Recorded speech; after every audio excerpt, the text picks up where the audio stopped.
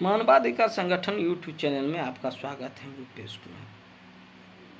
बिहार के सीएम सम्राट चौधरी जी और बिहार के राजस्व मंत्री से मेरा एक अपील है कि बिहार के लगभग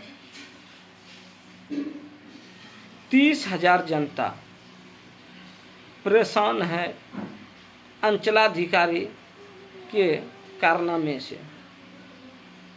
हम इसलिए कह रहे हैं कि जब जनता दाखिल खारिज कराने के लिए जाता है तो किसी न किसी तरह से गलती राजस्व कर्मचारी और सीओ करते हैं और भुगतना पड़ता है जनता को। गलत रिपोर्ट बनाकर आपका दाखिल खारिज अस्वीकृत कर दिया तो आपको भूमि सुधार उप समाहर्ता सदर के यहाँ से दाखिल खारिज कराने का आदेश पारित करके लाना होगा। इस नियम पर विचार किया जाए। बिहार के सीएम सम्राट चौधरी जी और बिहार के राजस्व मंत्री से मेरा पुनः आग्रह है कि इस विषय पर विचार किया जाए। किसी भी व्यक्ति को गलत तरीके से दाखिल खारिज अस्वीकृत कर दिया है और वे जनता अपना प्रमाण रख रहा है सीओ के यहाँ, तो उनका पुनः दाखिल खारिज किया जा सकता है और वे दाखिल खारिज करना उचित भी बनता है।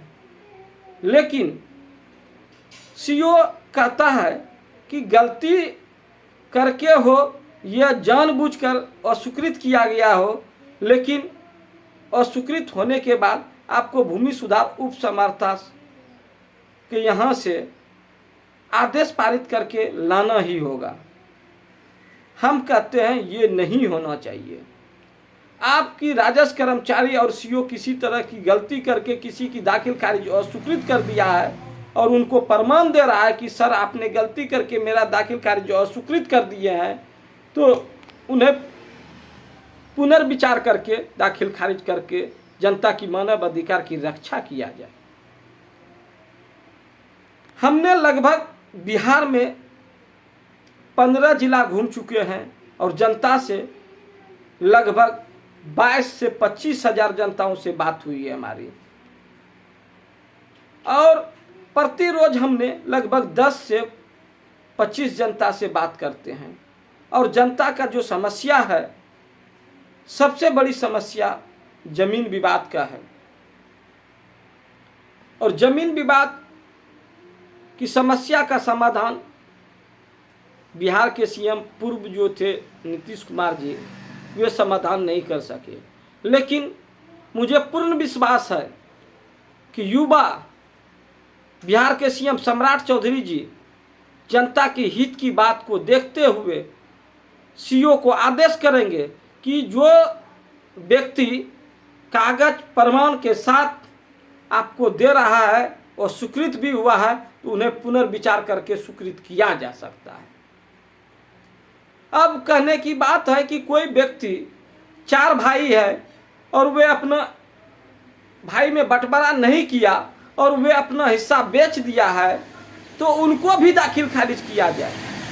वे दाखिल खारिज नहीं करते हैं।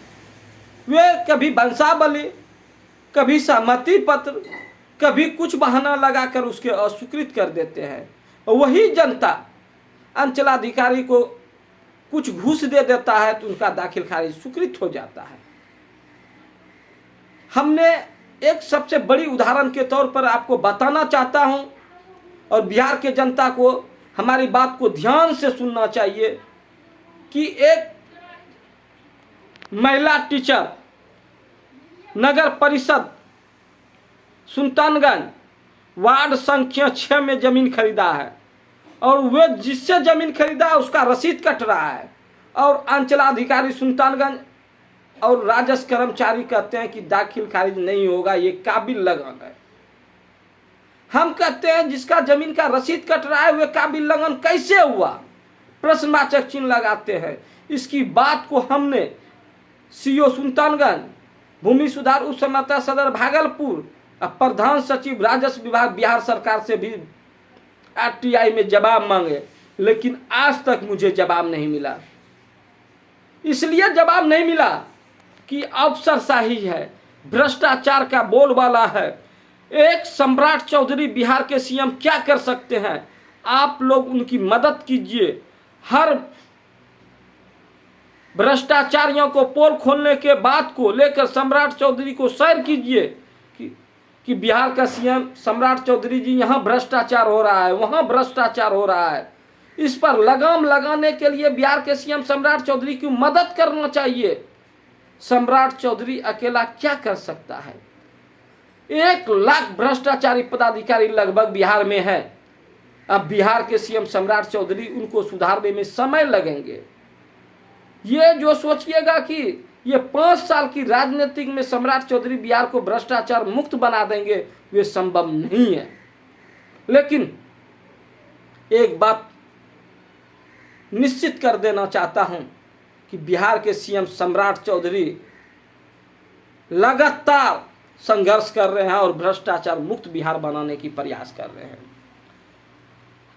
हम बिहार के सीएम सम्राट चौधरी से 2 बात जरूर कहना चाहता हूं और मेरे वीडियो को शेयर जरूर करके उनके तक आवाज पहुंचाइएगा कि सुल्तानगंज के सीओ जो भागलपुर जिला में पड़ता है और धोरैया का सीओ जो बांका जिला में पड़ता है, ये दोनों भ्रष्टाचारी है। हम कहते हैं कि अगला सीओ गलत किया, आप तो सीओ हैं, आप तो सुधार कर सकते हैं। धोरैया का सीओ बिहार सरकार जमीन का दाखिल खारिज कर दिया है। ये बात को लेकर डीएम बांका भी जान रहा है, लेकिन वे रुपया की ताकत से मेरी आवाज को दबा रहा है। लेकिन मुझे पूर्ण विश्वास है कि आज न कल हमारी आवाज को दबाने वाले ही दब जाएंगे, लेकिन मेरी आवाज नहीं दबेगी। इसलिए तमाम जनताओं से आग्रह करना चाहता हूं कि मानवाधिकार संगठन यूट्यूब चैनल की इस वीडियो को इतना शेयर करें कि तमाम जनता के बीच मेरी वीडियो जाए। और एक बार मुझे भी सलाह दें कि हमसे भी कोई गलती हो तो मुझे समझाने के लिए आप लोग हैं, मुझे भी समझा सकते हैं। हो सकता है हमसे भी गलती हो सकती है, लेकिन हर संभव प्रयास करते हैं कि हमसे किसी भी प्रकार की गलती ना हो। यही शब्द कहकर जय हिंद, जय भारत। सिर्फ जनता से पुनः आग्रह करता हूं कि मानवाधिकार संगठन यूट्यूब चैनल को सब्सक्राइब करें और इस वीडियो को ज़्यादा से ज़्यादा शेयर करें।